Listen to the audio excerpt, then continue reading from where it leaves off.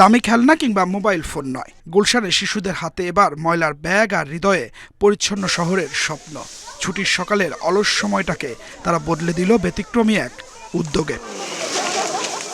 শিশুদের জন্য এটা শুধু এক পরিচ্ছন্নতা অভিযান নয়, বরং নাগরিক সচেতনতা বাড়াতে এক গুরুত্বপূর্ণ বার্তা দেয়া। নতুন প্রজন্ম যেন শিখিয়ে দিচ্ছে শহরটা শুধু ব্যবহারের নয়, যত্ন নেয়ারও। আমার অনেক ভালো লাগলো যে আমি এই জায়গাটা পরিষ্কার করছি। মনে হলো যে আমি পৃথিবী থেকে আরো পরিষ্কার সুন্দর করছি। আমি দেখবো যদি কেউ যে ফেলেছে, যদি আছে বলবো ওদেরকে উঠাতে, যদি কেউ না আমি নিজেই উঠাবো। আমরা আজকে ওয়েস্ট কালেক্ট করলাম আর আমরা সুইপ করলাম। আমার খুব ভালো লাগছে। আসলে আমাদের পরিবেশকে সুন্দর রাখা আমাদের সবার দায়িত্ব। শিশুদের সঙ্গে ছিলেন অনেক অভিভাবকও, তবে নেতৃত্ব ছিল শিশুদের হাতেই।